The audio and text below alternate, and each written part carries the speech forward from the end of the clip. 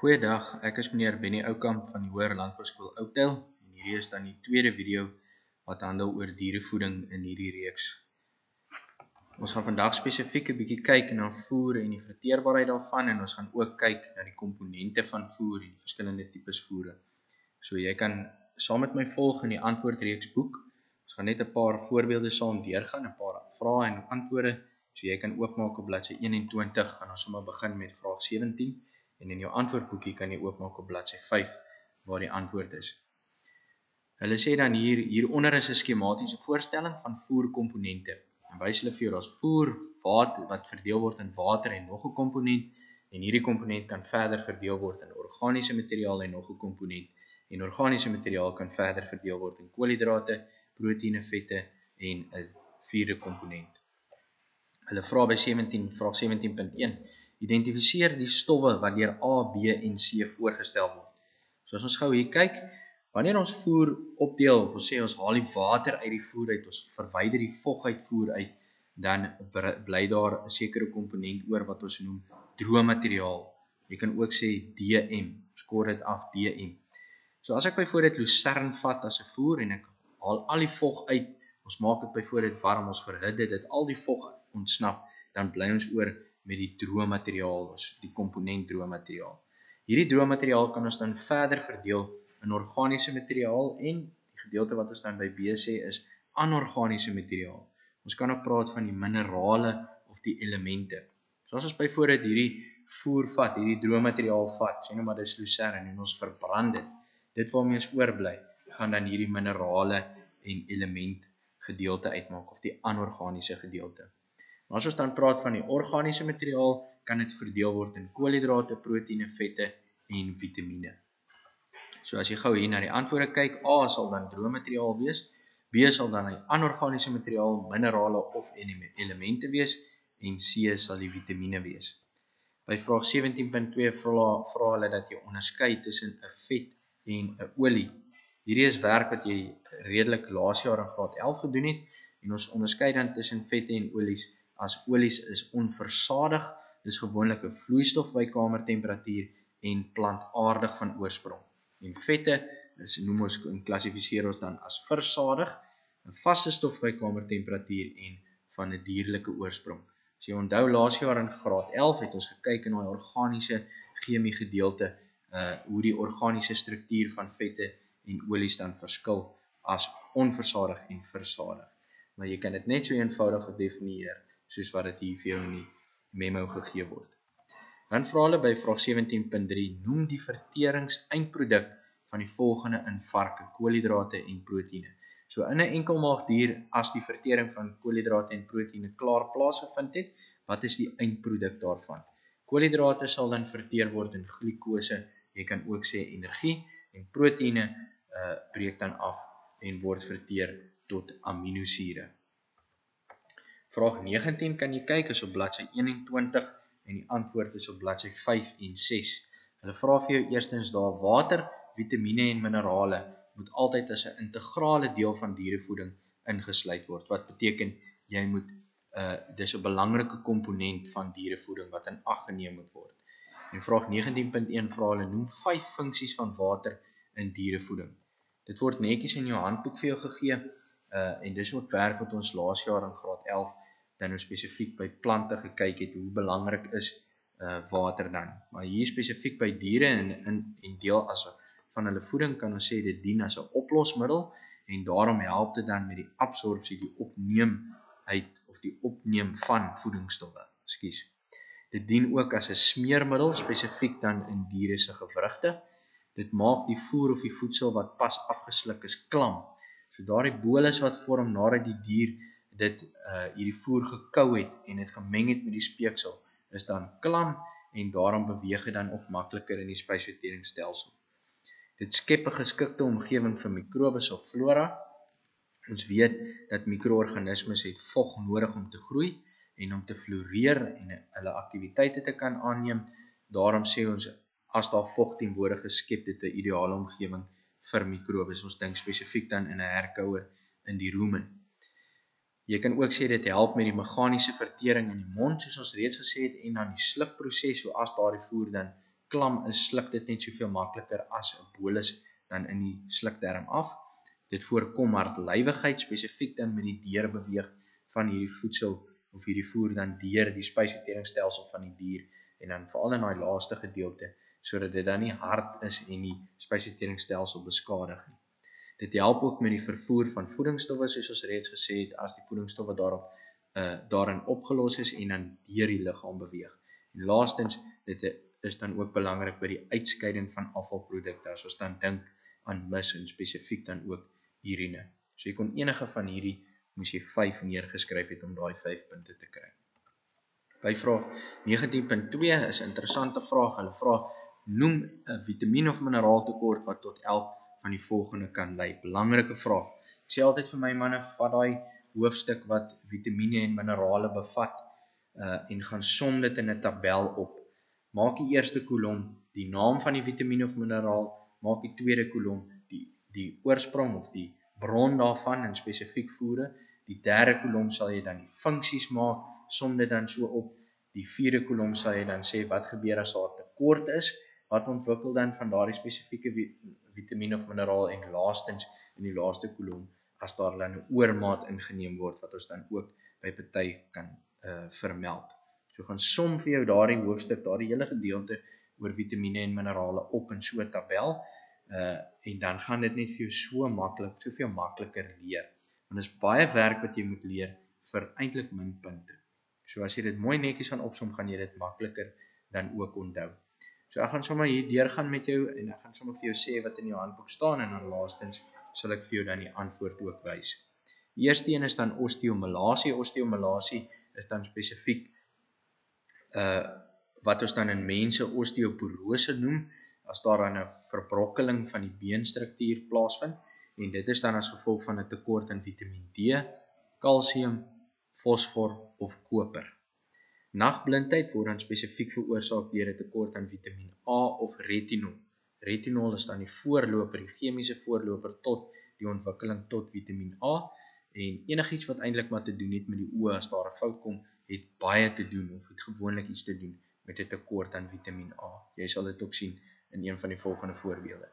Goiter word veroorsaak deur 'n tekort aan jodium. Dit is dan waar die skildklier swel en dan daai knop onder by die keel van die dier vorm, wat ons dan goiter noem, en dit word dan veroorsaak deur jodium. Bloedarmoede, 19.2.4 is as gevolg van yster, tekort Vitamiin B6 of B12, koper of 'n tekort dan aan kobalt. 19.2.5 die misvorming en die verswering van die kornea van die oë, weer eens met die oë te doen, Vitamiin A of retinol. Volgende een sê hulle dan, dis 'n voedingsverwante spierdistrofie, ons noem dit dan ook stywe lamsiekte, of dit staan ook bekend as 'n wit spiersiekte, is dan as gevolg van 'n tekort aan Vitamiin E of selenium. Onvoldoende vorming van hemoglobien in rooi bloedselle, ons weet dat is dan 'n tekort aan yster. So yster is 'n integrale gedeelte van hemoglobien wat in rooi bloedselle voorkom, wat belangrik is natuurlik vir die dra van suurstof in die bloed. Die volgende een praat oor die dier kou aan droë bene, dan weet ons daar is 'n tekort aan fosfor wat in die bene voorkom en ons noem hierdie verskynsel van diere wat droë bene kou dan pica. Ons noem dit pica. En dan as 'n dier bleek slijmvliese het, dan weet ons hy het 'n tekort aan yster. So ek wys sommer net weer net vir jou in jou handboek, kan jy ook maar net daar kyk by die antwoorde na die verskillende tekorte. Die volgende vraag waarna ons kyk is 'n belangrike een, dit handel dan oor verteerbaarheid en dit is vraag 24. Vraag 24 is op bladsy 22 en die antwoord daarvan in die antwoordboek is dan op bladsy 7. Hulle sê, die voginhoud van hooi vir beeste in 'n voerkraal is 8%. 'n Kudde speenkalwers vreet daagliks gemiddeld 30 kg van die hooi en skei daagliks 12 kg droë mis uit. En dan by vraag 24.1 vra hulle verwys na die inligting hierbo en bereken die verteerbaarheidskoëffisiënt van die hooi. Jy moet al jou berekeninge toon. Ek sê altyd vir my manne, as jy so 'n vraag kry, vat jou pen of jou potlood of 'n highlighter en highlight, gaan onderstreep die inligting wat jy het. Ek weet ek moet verteerbaarheidskoëffisiënt gaan uitwerk. Ek weet hulle gee vir my die voginhoud in die eerste plek van die hooi. Dan sê hulle vir my, die diere eet 30 kg daagliks van die hooi. En hulle sê vir my, daar word 12 kg mis op 'n droë materiaal, hulle sê droë mis, uitgeskei. Nou het ek hierdie inligting en kan ek nou gaan na my bewerking toe. Eerstens wil ek net vir jou wys, waaraan dink ons of hoe dink ons oor die verteerbaarheid koëffisiënt of dan die verteerbaarheid van voer. In die eerste plek, daar's voer wat inkom by die dier, soos ons hier kan sien. Hier is voer wat gevreet word, dan is daar voer wat uitgeskei word of afvalstowwe wat uitgeskei word. As ek dit gaan weeg en ek sit dit in 'n droë materiaal basis, kan ek gaan bepaal wat is die hoeveelheid voer wat in die liggaam dan so te sê agterbly. Dis wat ek dan nou vir my so belangrik is. As ons dan hier sê in hierdie voorbeeld wat ek op hierdie skets vir jou gee, daar word 10 kg voer op 'n droë materiaal basis ingeneem, 3 kg van die voer word dan as afvalstowwe uitgeskei op 'n droë materiaal basis, kan ek dan gaan uitwerk wat daar 7 kg wat oorgebly het in die liggaam en ons sê dan dis 'n 70% van die voer is verteer. So die verteerbaarheidskoëffisiënt is dan 70%. Dit sê vir my 70% van die voer wat ingeneem is in die liggaam gebruik of vir iets soos byvoorbeeld werk wat gedoen is, 'n produk wat gevorm is of die spysverteringsstelsel of die spysvertering proses dan self. So ek wil op die ouene weet watter gedeelte van die voer wat ingeneem is deur die dier gebruik in sy liggaam. En ons kan dit net uitwerk as ons weet hoeveel die dier inneem, wat hy uitskei en ons moet dit als in dieselfde waarde hê. En daarom dan dat hulle vir jou hierso sê, dit moet op 'n droë materiaal basis wees. So ons weet, ons moet altyd die voer wat ingeneem is, die voer wat uitgeskei is, moet op 'n droë materiaal basis uitgewerk word. En ons het klaar in die eerste vraag wat ons gedoen het, vraag 17 gesien, dat droë materiaal word uitgewerk as die hoeveelheid voer wat die dier inneem, kom ons neem nou in hierdie geval die hooi, afgetrek die hoeveelheid vog, die hoeveelheid water in die hooi. So hulle sê vir my die voginhoud van die hooi is 8%, daarom kan ek dan gaan uitwerk wat is die droë materiaal inname van die dier. So as ek weet hy neem 30 kg in, dan maal ek 8% daarmee, 8/100 om 2.4 kg te kry. Ons vat daai 30 kg voer ingeneem, ek trek daai 2.4 kg af, met ander woorde 2.4 kg van daai 30 kg is vog of is water, en as ek dit aftrek, dan weet ek die 27.6 kg voer wat oorbly, is die hoeveelheid hooi wat ingeneem is, net op 'n droë materiaal basis, geen water of vog daarby nie. Ek kon dit ook uitgewerk het, hulle kan dit ook vir jou reggee, as 30 kg maal met 92/100, met ander woorde, dan gaan ek dadelik daardie 27.6 kg voer kry. So nou moet ek my formule gaan neerskryf. En om verteerbaarheidskoëffisiënt uit te werk, is dit droë materiaal voer ingeneem, droë materiaal uitgeskei oor die droë materiaal ingeneem, belangrik, maal met 100, sodat dit 'n persentasie is.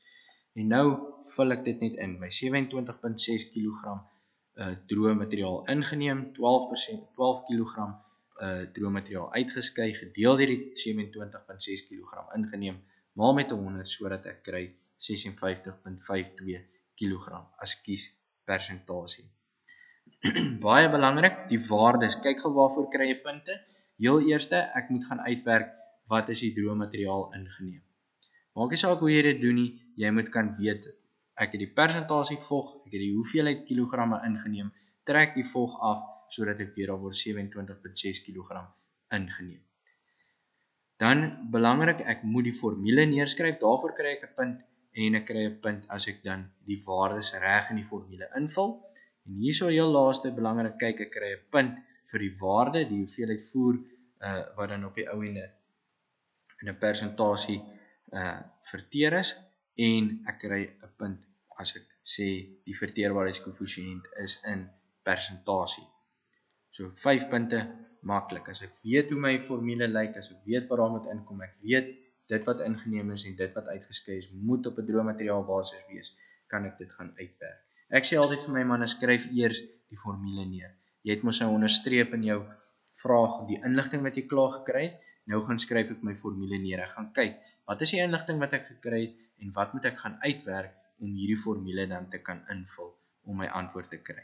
En kyk net weer, ek sê net weer 'n keer, jou antwoord, die waarde sowel as in 'n persentasie. Jy kry 2 punte vir jou antwoord dan. Dan by vraag 24.2 vra hulle, noem 3 faktore wat 'n invloed op die verteerbaarheid van voer kan hê, en by 24.3 vra hulle, stel 3 prosesse voor wat ek kan toepas om die verteerbaarheid van die voer te verhoog.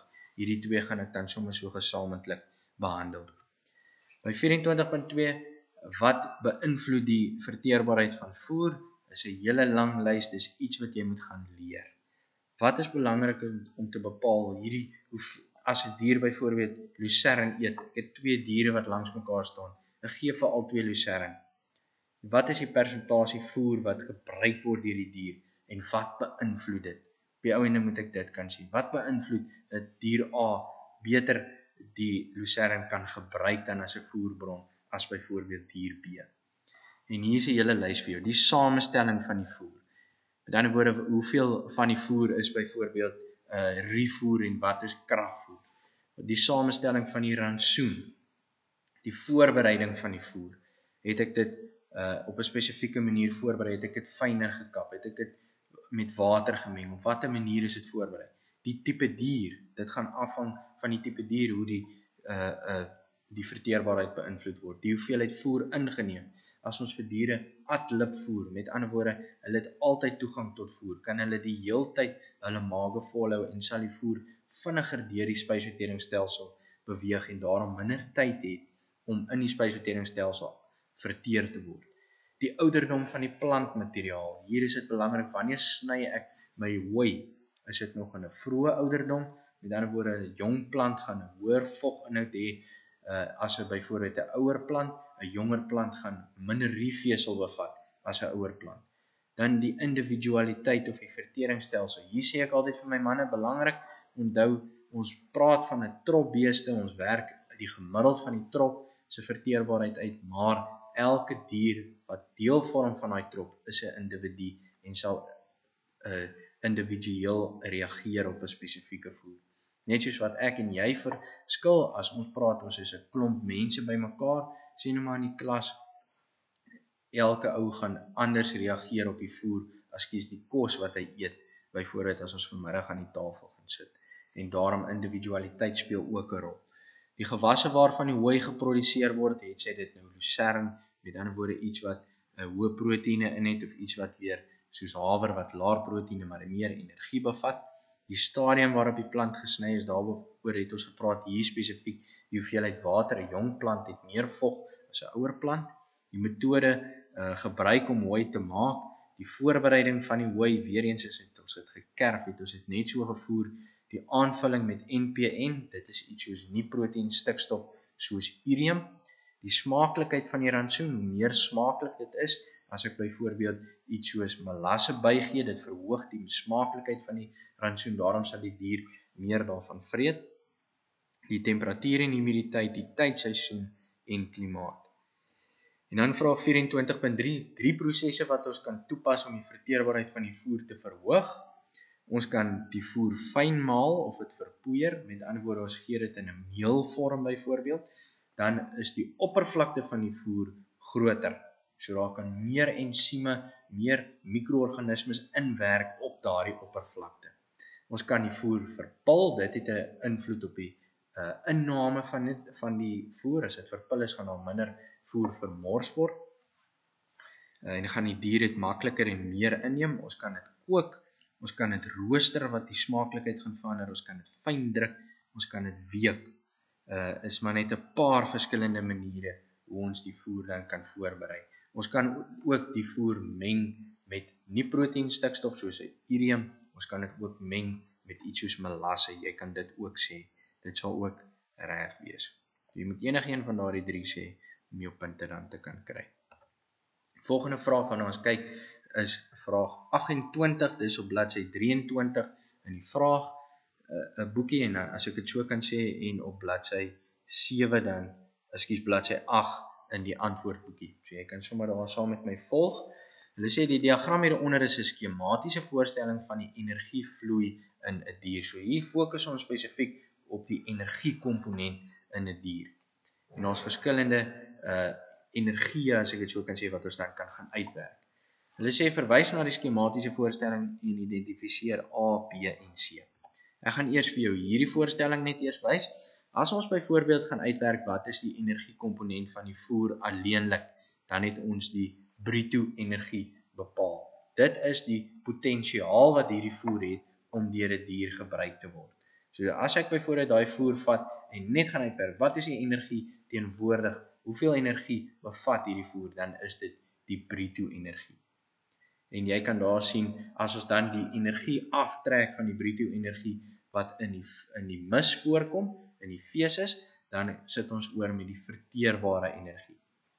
As ons dan die verteerbare energie aftrek, die urine, energie verlore in urine en in roemengasse, dan sit ons oor met die metaboliese energie. As ons dan aftrek die energie wat verlore gaan as hitteverlies, sit ons oor met die netto energie. En afhangend van hoe verskillende tipes diere reageer op die energie wat verlore gaan in hierdie komponente, gaan afhang met die hoeveelheid netto energie wat die dier op die ou end mee gaan sit. So bruto energie sê vir my wat is die energiekomponent van hierdie spesifieke voer. Nadat die dier het verbruik het, gaan ons netto energie bepaal wat vir my sê hierdie dier het uit hierdie potensiële energie die volgende hoeveelheid energie gekry. En hierdie energie as netto energie is wat die dier dan kan gebruik om homself in stand te hou, met ander woorde te oorleef, en sy basiese funksies te verrig, en dan ekstra wat dan gebruik word vir produksie soos groei, laktasie, gewigstoename ensovoorts. So as ons dan kyk na om A, B en C te moet benoem, gaan ons sê hier wanneer ons kyk na bruto energie, wat moet verlore gaan, watter energieverlies is belangrik om dan verteerbare energie te kry, en ons kan dan weet dit is die mis. Bruto energie minus die energieverlies deur mis gee vir my verteerbare energie. En dan as ons die verteerbare energie vat en ons trek energieverliese deur urine en roemengasse of gistingsgasse af, dan kry ons A wat dan die metaboliese energie is. En as ons metaboliese energie vat en netto energie wil bepaal, moet ons energie deur die verlies van liggaamshitte eers aftrek.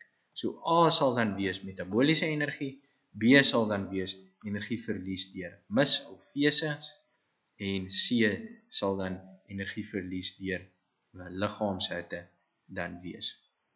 Vraag 28.2 sê hulle identifiseer die tipe energie wat as 'n potensiële energiewaarde vir 'n voer dien.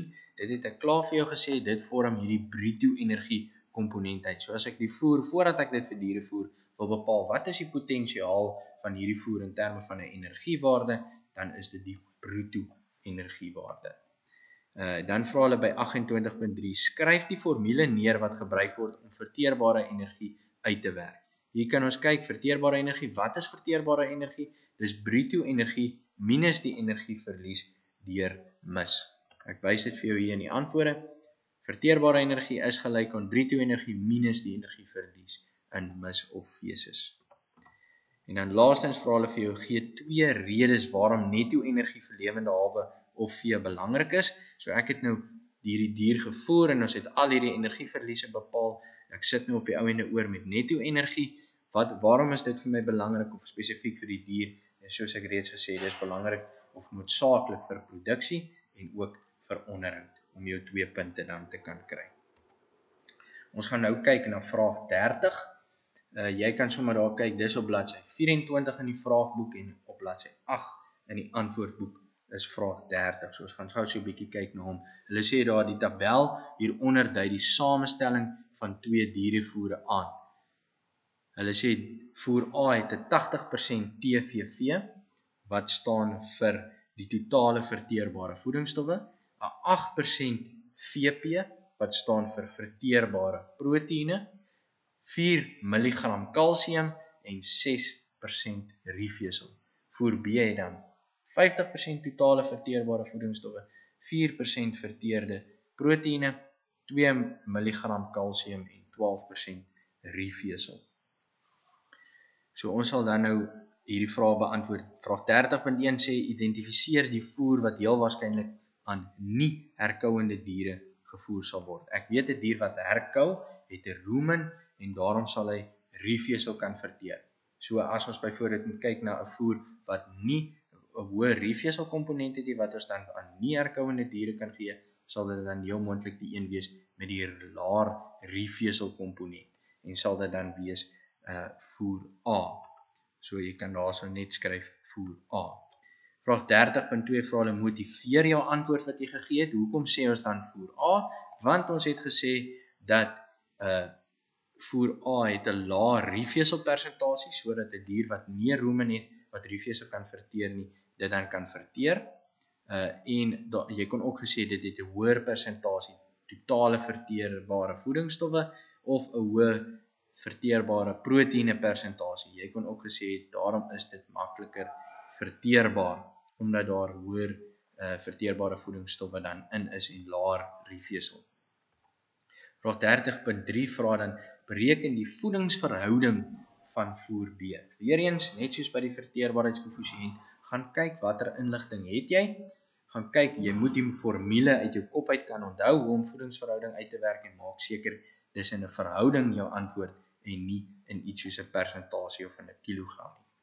So hulle sê vir jou daarso, om die voedingsverhouding te kan uitwerk, moet ek altyd sê die antwoord gaan 1 tot 'n spesifieke hoeveelheid wees.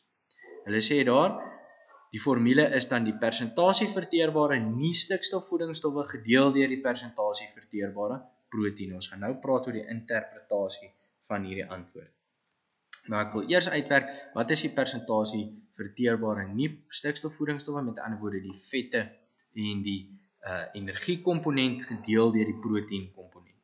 En dis maklik om uit te werk, ons gaan die TVV minus die VP oor die VP sit, met ander woorde die totale verteerbare voedingsstowwe minus die verteerbare proteïene, gedeel deur die persentasie verteerbare proteïene, om dan vir my 50 minus 4 gedeel deur 4 te gee, 46 gedeel deur 4, wat dan vir my 1 tot 11.5 gee, of dan 1 tot 12.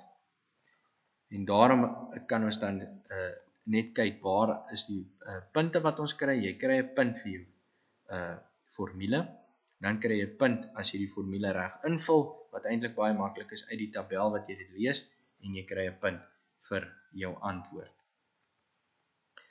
50 minus 4 gedeel deur 4 gee dan vir my op die ou ende 1 tot 12. Dan gaan ons kyk na vraag 32. Vraag 32 gaan dan ook spesifiek oor voedingsverhouding. En hier gaan ons meer die interpretasie behandel, so jy kan verwys na vraag 30 toe. Maar ons gaan hier, is heeltemal 'n nuwe vraag, ons gaan kyk na die interpretasie van voedingsverhouding. Vraag 32 kan jy daarso kyk is op bladsy 24 van die vraagboekie en op bladsy 9 in die antwoordboekie. Kan jy gou saam met my daar kyk. Hulle sê daar, die tabel hieronder dui rantsoene en hul onderskeie voedingsverhoudingswaardes aan. So hulle het klaar vir die voedingsverhouding gegee. Rantsoen A het 'n voedingsverhouding van 1 tot 10 en rantsoen B het 'n voedingsverhouding van 1 tot 4. Dan vra hulle by vraag 32.1, dui die rantsoen A of B aan wat meer geskik sal wees vir, by die eerste een, vetmesting van ou ooe. As ons praat van die vetmesting van ou ooe, beteken dit ons voer hierdie diere energie sodat hulle kan vet word. Watter tipe voer moet hy kry om energie in te kry? Daar moet hoë koolhidrate en vette in daardie voer wees. So met ander woorde, as al hoë koolhidrate en vette is, beteken dit daar moet minder proteïene in wees. As ons kyk na voedingsverhouding, weet ons dat 'n voedingsverhouding van 1 tot 6 en hoër, as ek dit nou gaan kyk na hoe ek dit in die vorige voorbeeld uitgewerk het, beteken daar's 'n groter energiekomponent, koolhidrate en vette, as wat daar 'n proteïenkomponent is.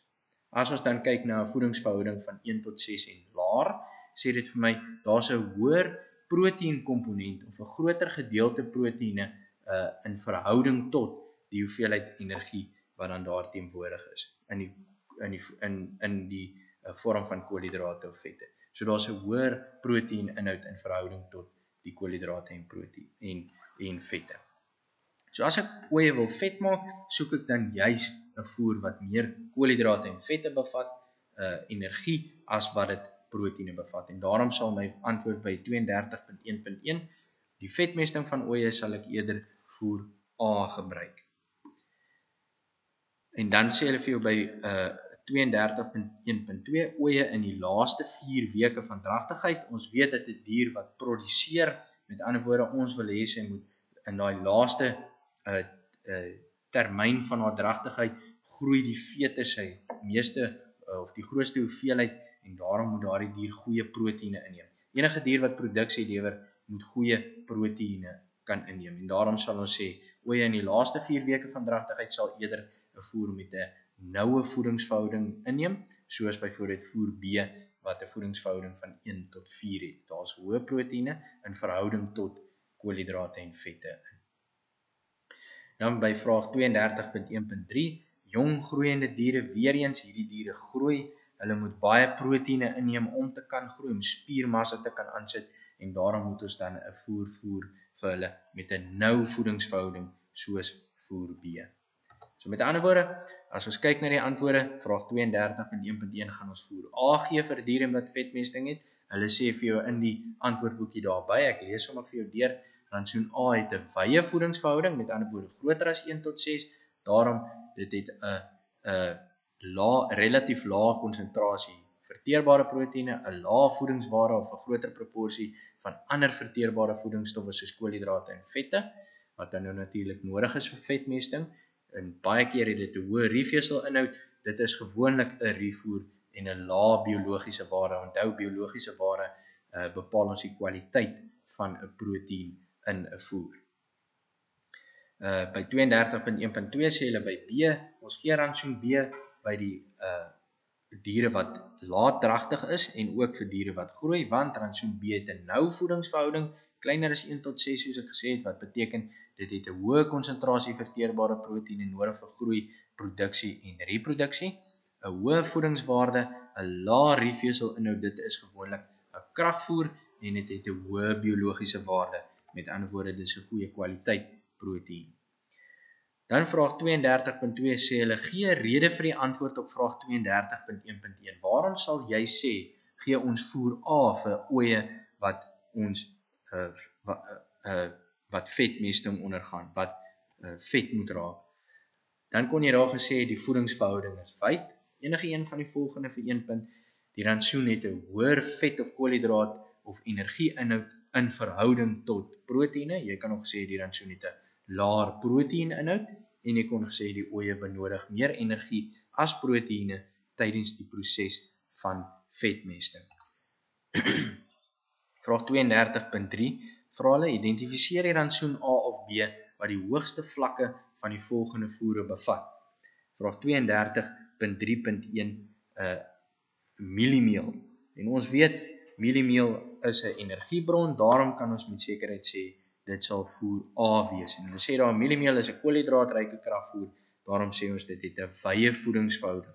Alhoewel dit 'n kragvoer is en nie 'n rifoer nie, het dit wel 'n wye voedingsverhouding, meer energie as wat dit proteïene het. Daarom sê ons dan in verhouding tot proteïene. Daarom sê ons dan dit het 'n wye voedingsverhouding, ek gaan dit vir diere voer wat wil vet raak, nie vir diere wat baie proteïene nodig het nie. Ek meen, ek kan dit nie alleen net mieliemeel gee vir diere wat baie proteïene nodig het nie, soos diere wat produseer of reproduseer. Dan by vraag 32.3.2, vismeel definitief voer B, omdat dit 'n noue voedingsverhouding het en dit is 'n proteïenryke kragvoer, daarom sê ons voer B sal dan 'n voorbeeld wees, of vismeel sal 'n voorbeeld wees van voer B.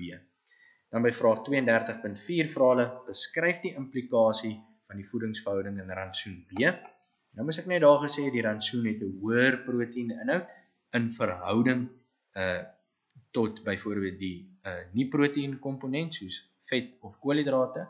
So jy kon ook sê die rantsoen het laer vet of koolhidrate of energieinhoud en dit het 'n nou voedingsverhouding en dit word aanbeveel vir groei, produksie en reproduksie. So ek gaan dit voer vir diere wat melk produseer, wat wol produseer, jong diere wat moet groei of diere wat reproduseer, soos byvoorbeeld diere wat dragtig is of diere wat lakteer. Hierdie is dan die einde van hierdie tweede gedeelte wat handel oor voer, die komponente van voer spesifiek en dan die verteerbaarheid van voer. Ons het 'n paar bewerkings gedoen. Gaan oefen hierdie goedjies in. Ons gaan nie kort vrae doen nie. Ek doen net die lang vrae met jou. So gaan kyk 'n bietjie na die kort vrae. Gaan doen nog oefeninge uit die antwoordreeks handboek sodat jy dit lekker goed inoefen voordat jy gaan skryf. Baie sterkte met jou leerdery en gaan vra jou onderwyser indien jy nog vrae het of onseker is oor iets.